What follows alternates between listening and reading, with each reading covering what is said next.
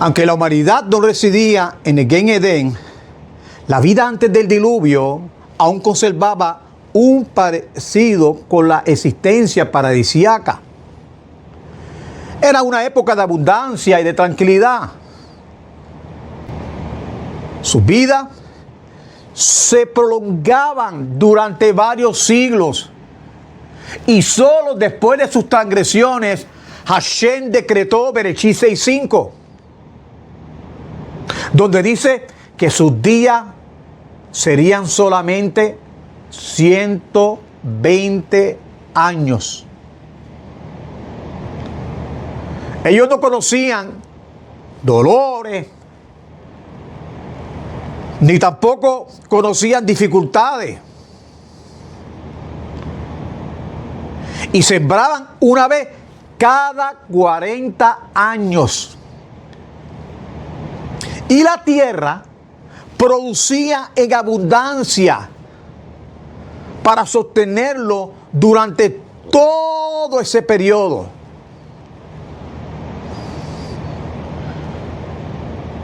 Y en aquellos tiempos, los hombres no sufrían ni calor ni frío. No existían los cambios de las estaciones. El clima siempre era templado, como una primavera, bien agradable y bien estable.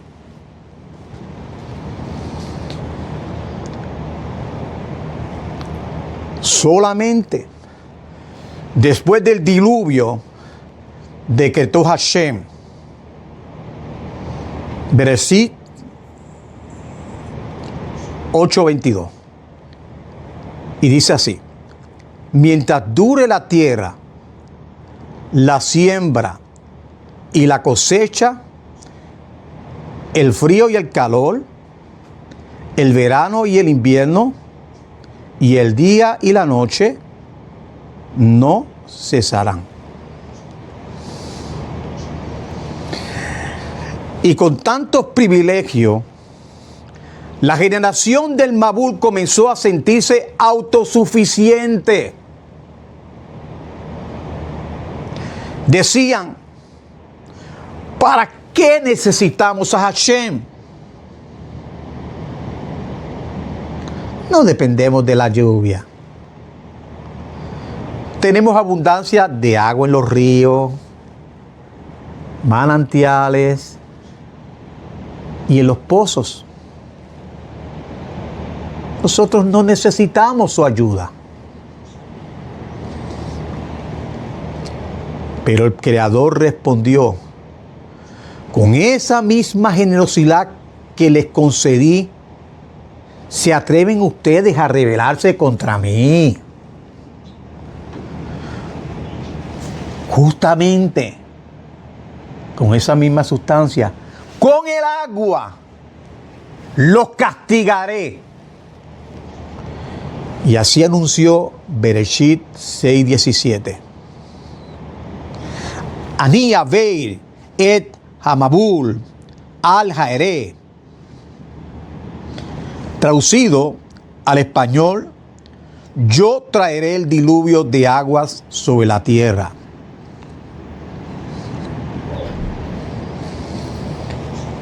Los pecados fundamentales que llevaron a la destrucción en aquella generación de Noé fueron tres: la idolatría, el derramamiento de sangre y la inmoralidad.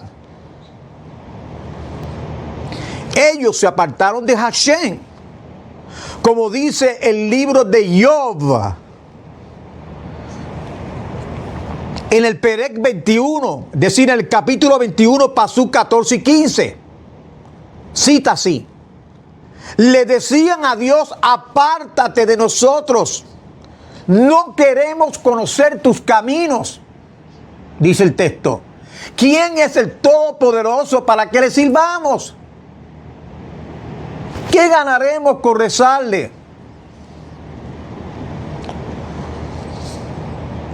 Y su orgullo los llevó a la práctica de la hechicería, reforzando su aparente independencia de Hashem.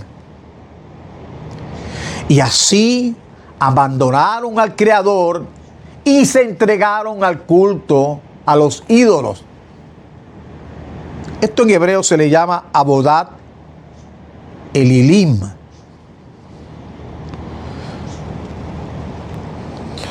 La violencia y el asesinato eran comunes. La corrupción moral de aquella generación recuerda más tarde la maldad de la ciudad de Sedom, es decir, de Sodoma, que será relatada en la Parashá Vayera.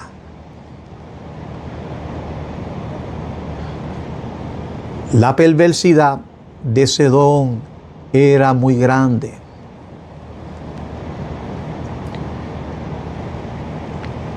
Las generaciones previas al diluvio desobedecieron el mandato que Hashem les había dado a Adán. Pru u revu, que significa fructificad y multiplicaos. Bereshit 1:28. Su meta principal era la gratificación de los instintos y por eso buscaban reducir al mínimo la procreación. Y esta actitud desembocó numerosas perversiones. Los hombres solían tomar 2 esposas, una destinada únicamente a engendrar hijos y la otra dedicada al placer. Practicaban el intercambio de mujeres, degradando el matrimonio.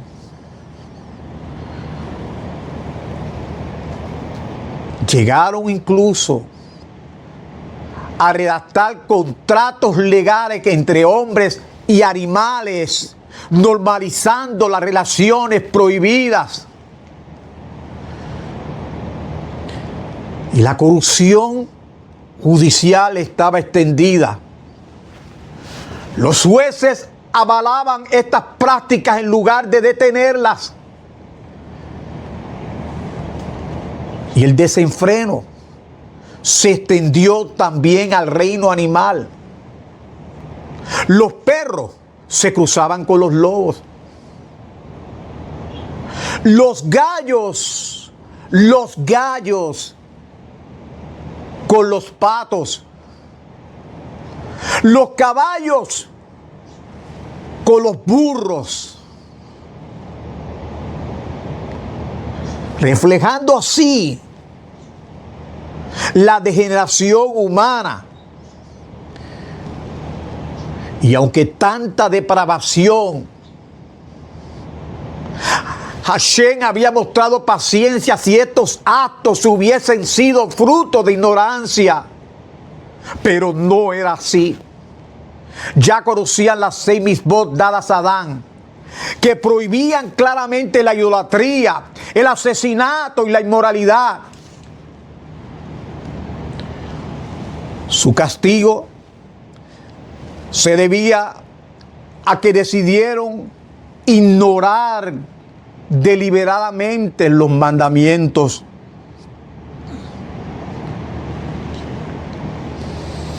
Y con todo esto, oiga bien,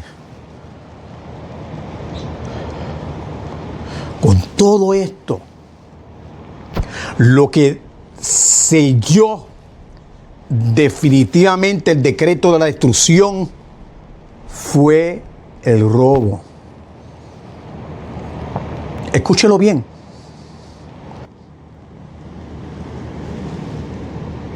Hashem declaró,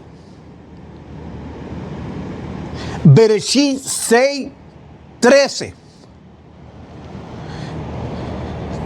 que Sekol Basar Ba Lefanai, que significa el fin de toda carne ha llegado ante mí.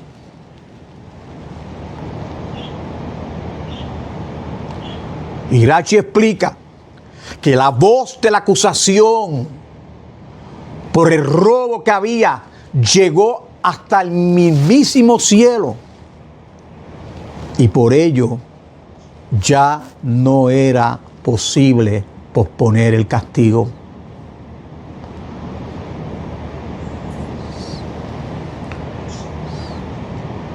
La corrupción de esa época se reflejaba incluso en lo cotidiano. Por ejemplo, si un hombre llevaba en una canasta llena de arvejas, vamos a decir algo que es como gandules, como frijoles, algo pequeño como gandules, como frijoles, como pitipuá, pronto se encontraban rodeados con una multitud que se las arrebataba. Y cada persona venía y tomaba una porción mínima. Pero sucede que entonces la canasta se vaciaba rápidamente. Y la víctima no podía recurrir al juez. Porque cada ladrón podría alegar que su robo era demasiado insignificante y arrebatar los bueyes y los burros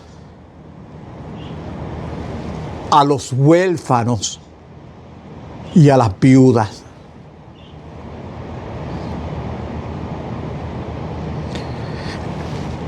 El temor al robo era tan grande que muchas personas preferían caminar con poca ropa. Es decir, por decirlo, lo que hoy creyentes llamamos desnuda, antes que arriesgarse a perder la ropa y a ser golpeados por ello. El énfasis en el pecado de robo por encima de otros delitos como la idolatría, el asesinato o inmoralidad se debe a que el robo socava los cimientos mismos de la sociedad. La noción de respetar la propiedad ajena es un principio básico en toda civilización. Y en medio de toda esta corrupción surgió Noé, un hombre justo cuya rectitud destacaba y sostenía al mundo entero.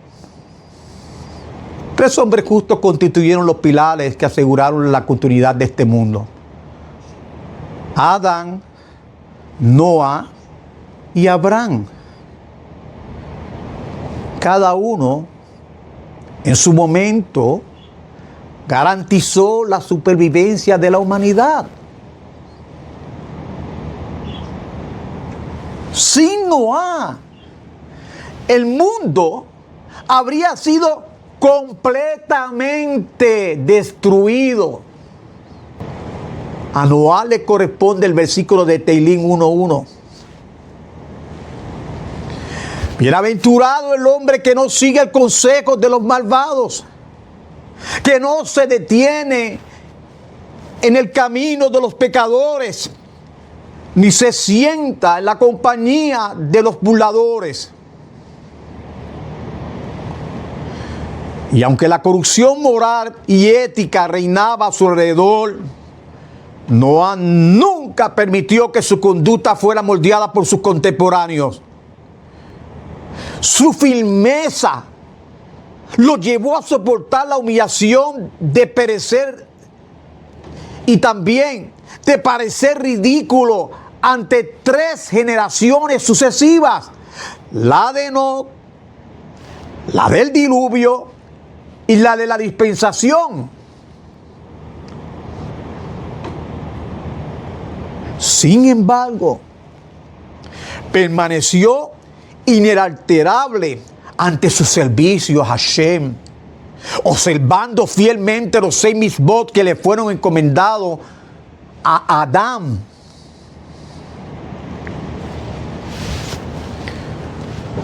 Y su esposa, que se llamaba Naamá, también era una mujer recta.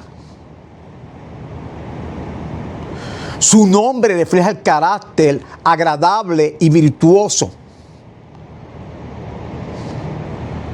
Noah tuvo 3 hijos, Jefet, Ham y Shem, quienes continuaron los caminos de Hashem, siguiendo la enseñanza de su padre y también la de su abuelo Matushelá. Y entre ellos, Shem es mencionado primero en la Torá debido a su especial virtud. La Torá describe a Noah como un justo, lo que nosotros llamamos tzadik, perfecto en su generación.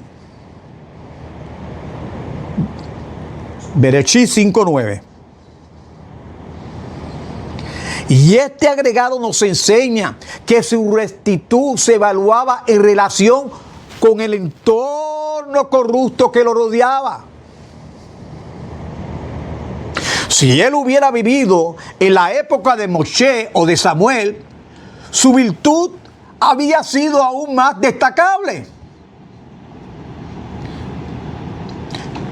Es la idea de que en el país de los ciegos el tuerto es el rey.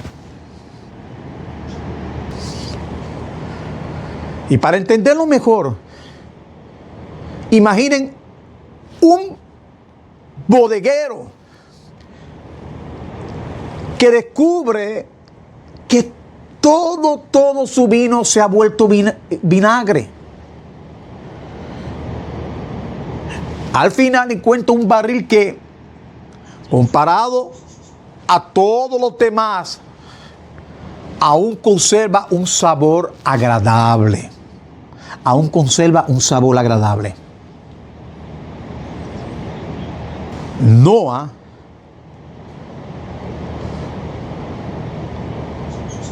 sabemos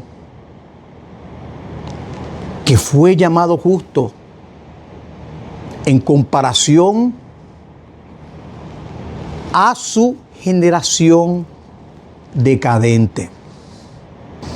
Y al mismo tiempo, algunos opinan que este pasuk busca resaltar su potencial.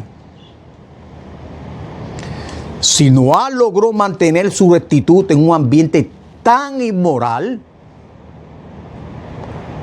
había alcanzado un nivel de virtud mucho mayor si hubiese vivido en tiempos de Moshe o de Shemuel. Es decir, rodeado de personas virtuosas. Y también de leyes más desarrolladas. Imaginemos un joven que vivía en un barrio de mala reputación, pero cuya conducta era intachable. Si se hubiera criado en un entorno más favorable, seguramente se habría convertido en un modelo de virtud aún más evidente. De manera similar, la Torá nos llama a Noé justo, es decir, tzadik. Es una palabra hebrea, T-Z-A-D-I-K. Porque obedecía los mandamientos de Hashem y evitaba el pecado. Él hacía lo correcto según lo que se esperaba de él. Y, sin embargo, nuestros sajamín, es decir, nuestros sabios,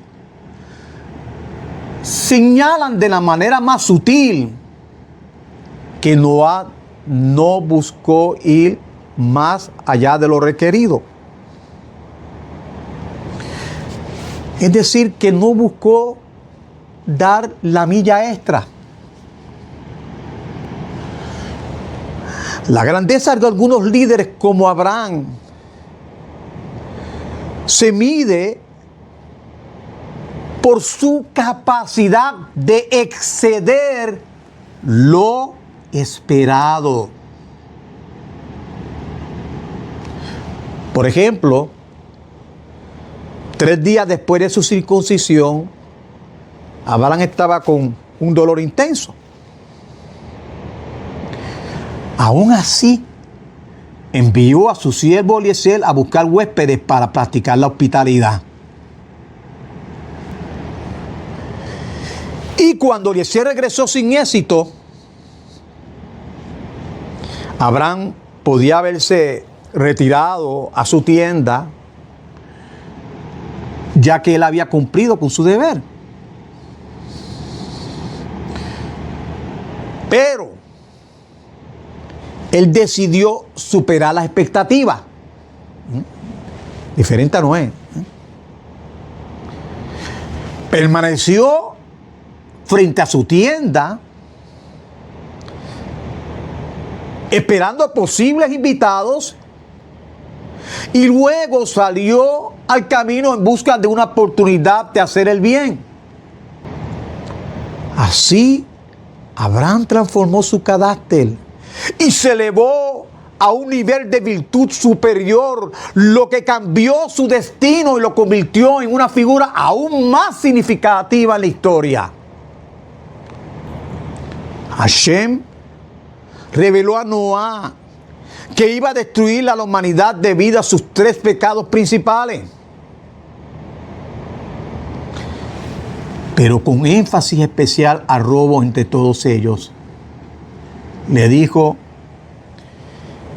he decidido traer un diluvio que aniquilará toda vida y arrasará incluso la capa superficial de la tierra. Y Noé recibió la instrucción de construir un arca, un refugio que lo preservaría a él, a su familia y a los animales del desastre que se avecinaba. Y para ilustrar la magnitud de lo que estaba por venir, pensemos en una historia. Un rey y una reina aguardaban ansiosos la boda de su hijo.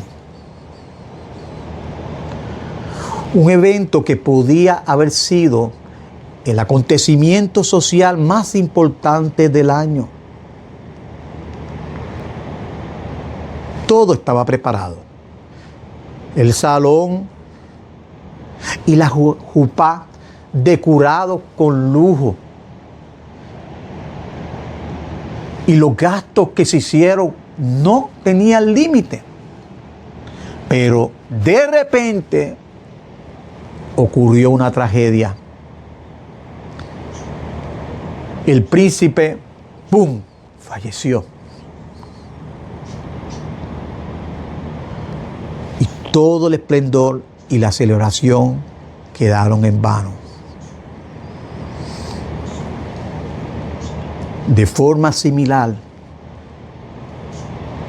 el mundo estaba destinado a enfrentar una catástrofe tan grande que todo lo que parecía estable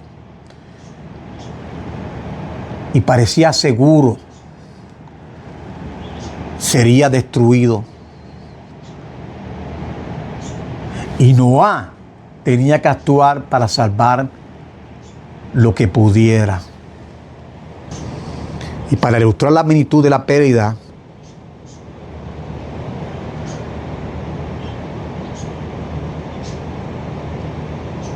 imagínense a ese rey devastado porque su hijo ha muerto en el día de la boda. Y en su desesperación comenzó a destruir la decoración, a romper las cortinas de la jupá y a pisotear las flores. Y nadie, pero nadie podía detenerlo.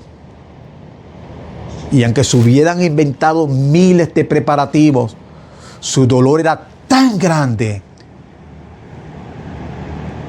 que todo lo material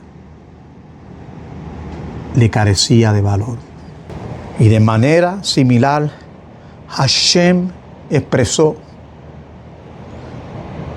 creé al mundo y todo lo que contiene para el beneficio del ser humano. Si los hombres desaparecen, ¿de qué sirve la tierra? El diluvio que destruirá la humanidad también aniquilará a los animales, la vegetación y afectará incluso la superficie de la tierra. Luego, Hashem le dio instrucciones precisas a Noé. Debía de construir un arca de madera de gofer con 3 niveles. El nivel de abajo, el nivel inferior, para los excrementos. El nivel intermedio sería para los animales. Y el nivel superior sería reservado para los humanos.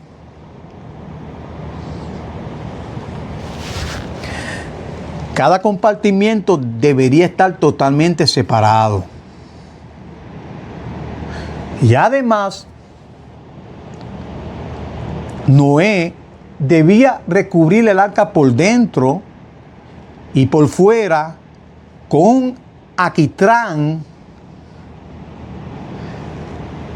y recoger piedras preciosas en el río Pisón para que pudiera iluminar el interior del arca.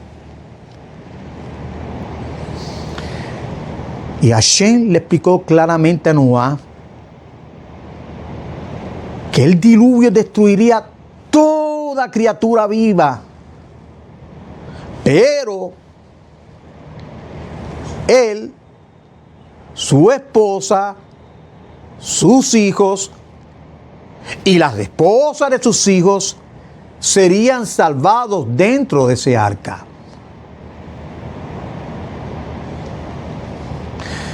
Y a diferencia de Moche, quien intercedió por su pueblo cuando se anunció el castigo, usted puede buscar eso en Shemot 32:10. A diferencia, oiga esto que es importante, Noé no pidió misericordia por su generación. Ahora pueden entender por qué se dice que Noé fue hallado justo en su generación.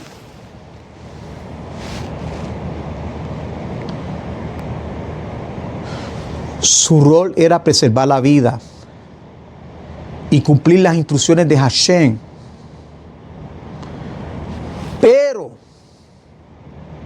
Pero no fue más allá, no dio la milla extra. Él no medió por los demás como lo hizo Moche o como lo hizo Abraham.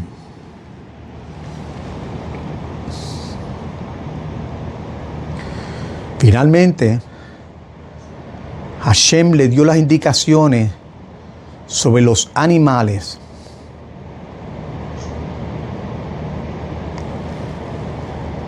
Debía traer al arca una pareja de cada especie impura y 7 pares de todos los animales que la Torá más adelante considerará, oiga bien, considerará puros. Cuando Hashem instruyó a Noé sobre los animales que debía llevar el arca, Él evitó usar palabras más directas para impuras, es decir, la palabra tamé. Y en lugar de eso, la Torá dice de esta manera: de las bestias que no son taor, es decir, puras. Mira cómo dice: de las bestias que no son taor, que quiere decir puras.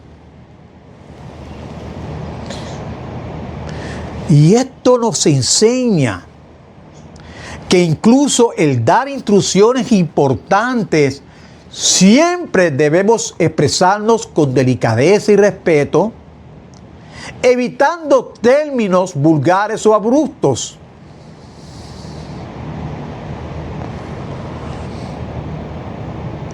Y Noé, preocupado, preguntó: ¿cómo yo puedo cumplir esta misma? ¿Acaso soy un cazador capaz de identificar y capturar todas las especies de los animales? Y al decir esto, Noé perdió momentáneamente la oportunidad de actuar con fe y el cumplimiento inmediato.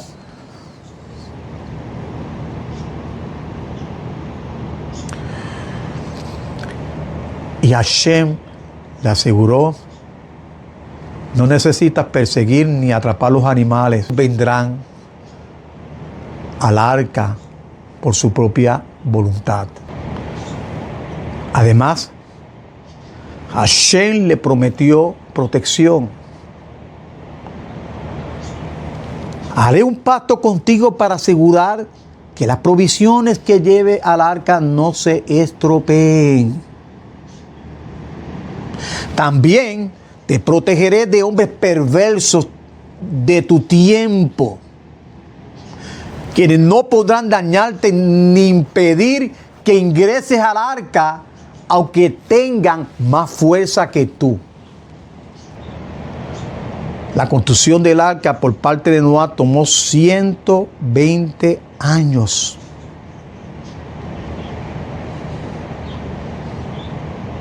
Y Hashem le transmitió el conocimiento secreto de cómo él podía obtener la madera necesaria, indicándole la manera de sembrar los árboles en el momento exacto para que alcanzaran las medidas adecuadas.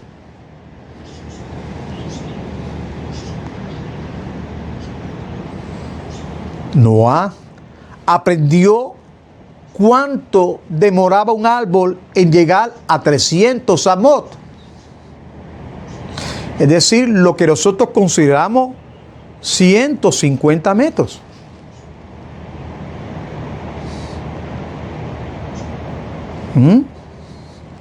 ¿Cuánto a 30 amot? Es decir, a unos 15 metros. Y de ese modo, Noé plantaba cada especie en la fecha precisa, de manera que al crecer ya tuviera las dimensiones correctas para las vigas del arca, sin necesidad de recortarlas después. Era indispensable que él mismo sembrara los árboles.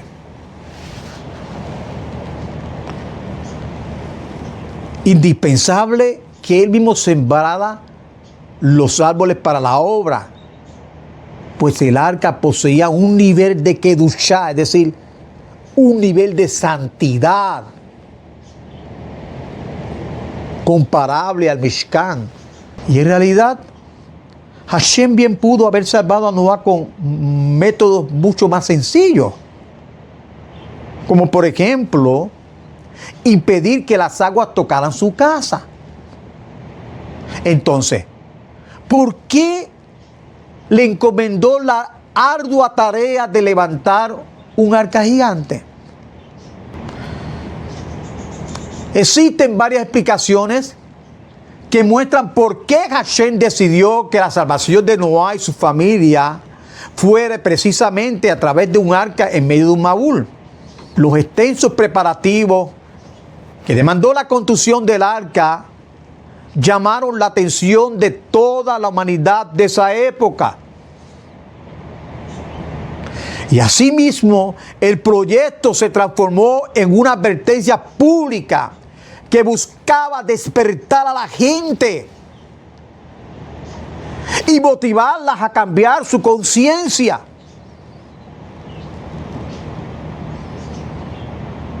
Los contemporáneos de Noé le preguntaban: ¿por qué tú inviertes tanto tiempo levantando ese arca? A lo que Noé respondía con firmeza: el dueño del universo me ha ordenado hacerlo, pues planea enviar un diluvio sobre la tierra. Y en lugar de tomarlo en serio, la gente lo que hacía era que lo maldecía y le replicaban a él burlonamente: si llega a ocurrir ese diluvio, que solo destruya tu propia casa.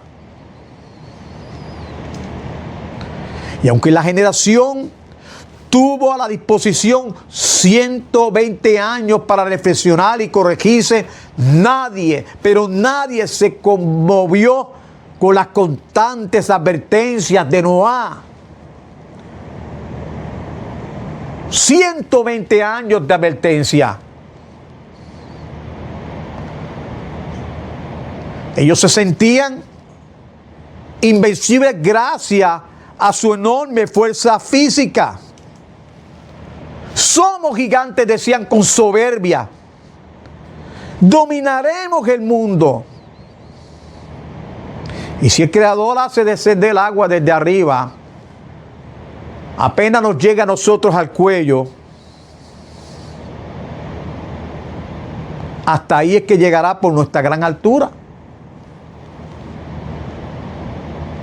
Y si hace brotar agua de abajo,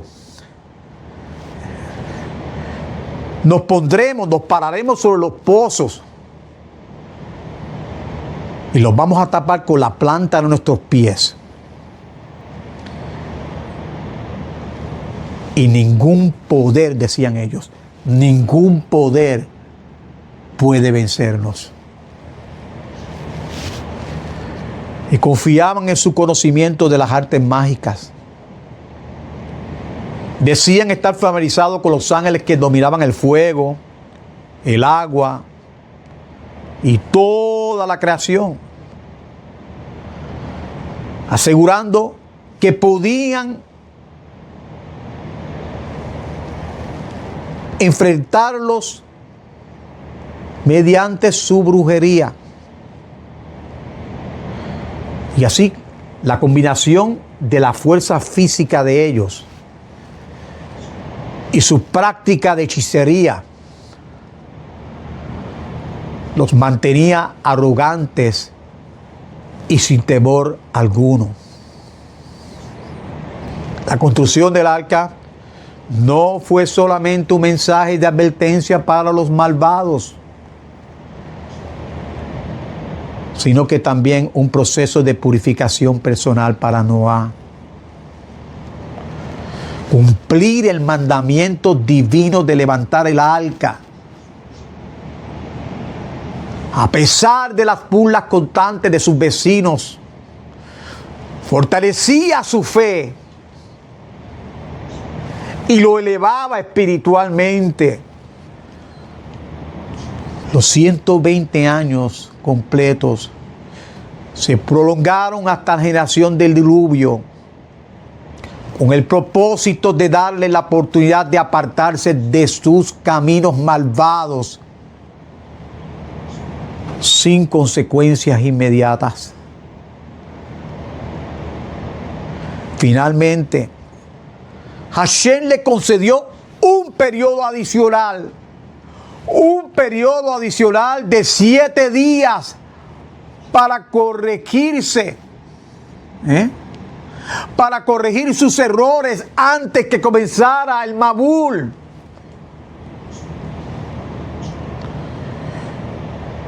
En esos 7 días finales, el Todopoderoso alteró las leyes naturales. El mundo entró en un estado de desorden evidente. El sol salía por el oeste y se ocultaba por el este.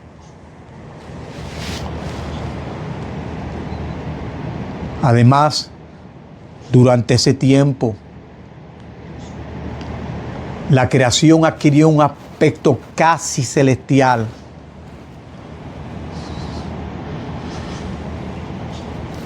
Casi celestial. La humanidad percibía su entorno como un lugar agradable y placentero, semejante al Gay Edén, y la vida parecía una celebración continua. Hashem todavía conservaba la esperanza de que los seres humanos volvieran a Él, mostrándole a ellos la gran recompensa que le esperaba en el Olam Jabá. Y durante esos 7 días, Hashem mismo se lamentaba por la obstinación de la humanidad, que rechazaba aprovechar la abundancia y bondad que Él deseaba ofrecerles. Mientras tanto, Noé se dedicaba a reunir a los animales puros.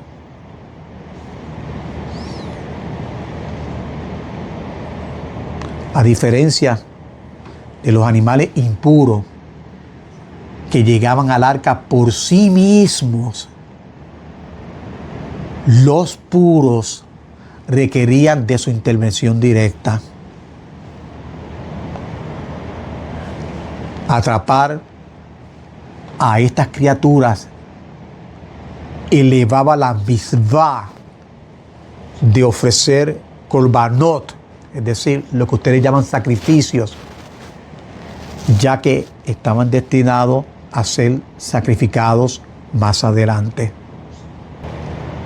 Y el arca, óigalo bien, no recibía cualquier animal.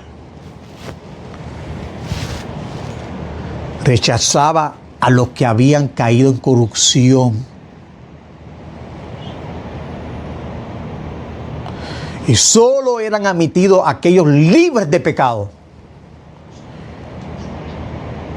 Incluso el enorme rehén y su cría eran demasiado grandes para entrar en el interior del arca, por lo que Noé tuvo que sujetarlos en la parte externa de la embarcación. Entre los pasajeros especiales del arca se encontraba el gigante Og. Su supervivencia estaba justificada, ya que más adelante desempeñaría un papel importante en la historia de Abraham. Og prometió a Noé y le prometió a sus hijos ser siervos de ellos para siempre. Por esta razón, Noé le permitió quedarse fuera del arca, acomodado sobre una tabla protegida por un pequeño techo. Y cada día, Noé le pasaba su alimento a través de un agujero que había hecho en la pared, asegurándose de que Og estuviera cuidado durante la travesía. Cuando Hashem instruyó a Noé,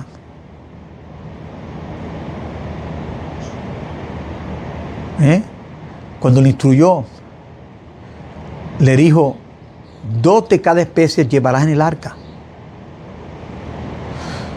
Todas las criaturas ingresaron en parejas, como había sido indicado. Engaño buscó compañía y encontró a necesidad.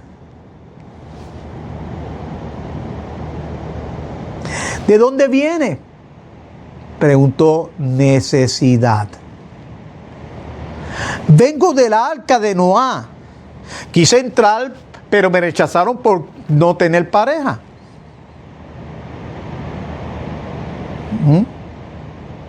¿Quieres ser mi compañera?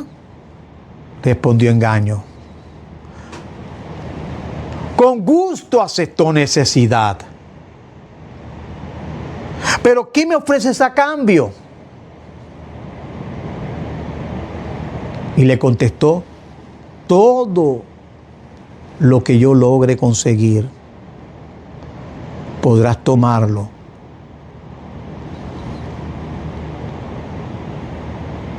Entonces Necesidad le contestó que estaba bien.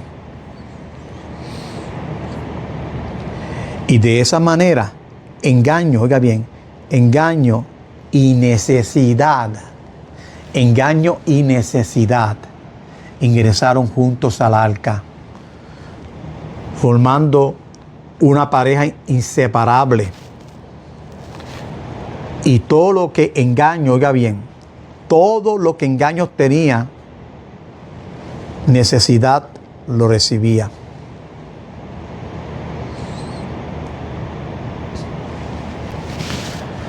El 17 de Hesbán, el año 1656, comenzó a llover.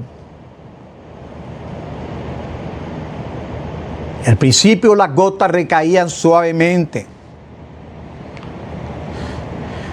La gente, si hubiese tomado en serio esta advertencia, todavía había tenido tiempo de transformar aquel aguacero en una bendición. Incluso Noé dudaba de que Hashem llevara a cabo su decreto. Pensaba que la misericordia divina todavía se mostraría y permaneció afuera del arca hasta que el agua le llegó a los tobillos. Y solo cuando vio al ángel de la muerte, él comprendió que debía de ingresar al arca. Los malvados habían amenazado. Decían: en cuanto veamos a Noé entrar en el arca, tomaremos hacha y la vamos a derribar. Pero Hashem le respondió: le mostraré que no podrán impedir que cumpla la voluntad divina. Y así Noé y su familia entraron en plena luz de día. Óigalo bien. Entraron en plena luz del día ante la mirada de todos. Hashem protegió el arca y lo protegió de la siguiente manera: la rodeó de leones. La rodeó de leones, asegurando que nadie pudiera tocarla ni nadie pudiera dañarla.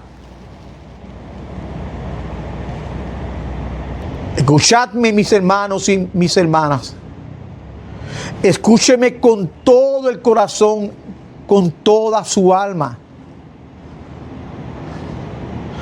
Noé, justo en su generación, nos enseña algo muy profundo: que la virtud se mide según el entorno. Sí, se mide según el entorno. La fidelidad a Hashem no depende de los demás, sino de nuestro corazón y de nuestra voluntad.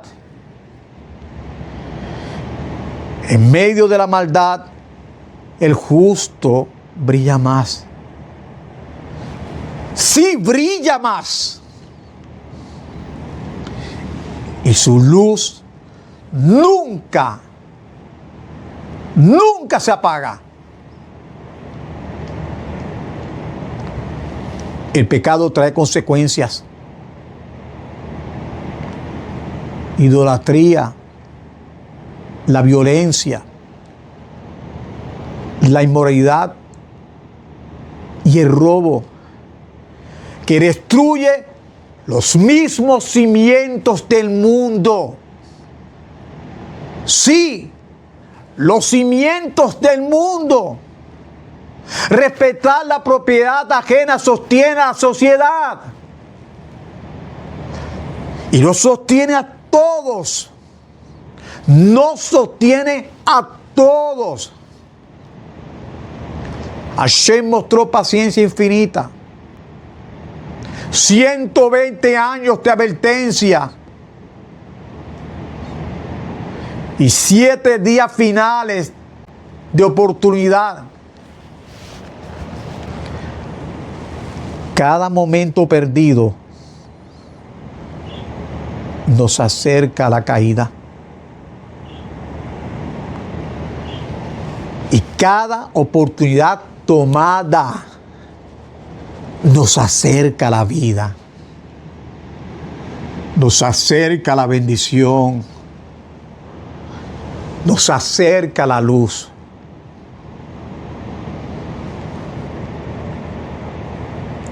La santidad no es pensamiento.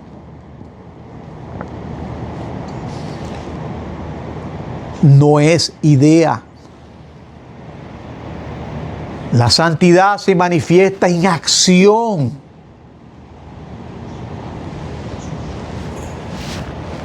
Noé plantaba los árboles. Noé levantaba el arca.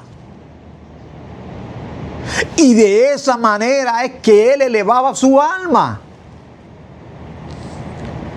La santidad es constancia. Es esfuerzo.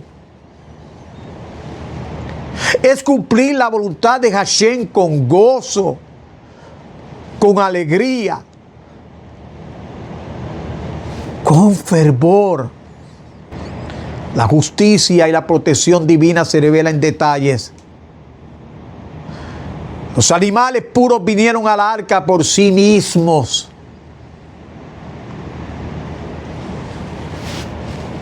Og fue cuidado. Y engaño y necesidad no se enseñan. Lo que se obtiene con justicia, lo que se obtiene con bondad permanece y nos llena de alegría, nos llena de luz. El diluvio nos recuerda la severidad del pecado, pero también celebra la grandeza del justo, de un tzadik. Noé preservó la vida mientras todo se desmoronaba. Así nosotros también debemos de aspirar firmeza. Firmeza en misbot. Firmeza en servir a Hashem. Firmeza y alegría. Firmeza y alegría. Que estas palabras resuenen en sus corazones. Que iluminen sus almas. El justo, es decir, el tzadik, es luz en la oscuridad. Y el mundo depende de quienes permanecen firmes en su camino, firmes y jubilosos. Firmes y jubilosos. Y recuerden siempre, la santidad no se mide por lo que nos rodea, sino por lo que hacemos, por nuestra rectitud, por nuestra fe en Hashem, el Creador de los cielos y la tierra.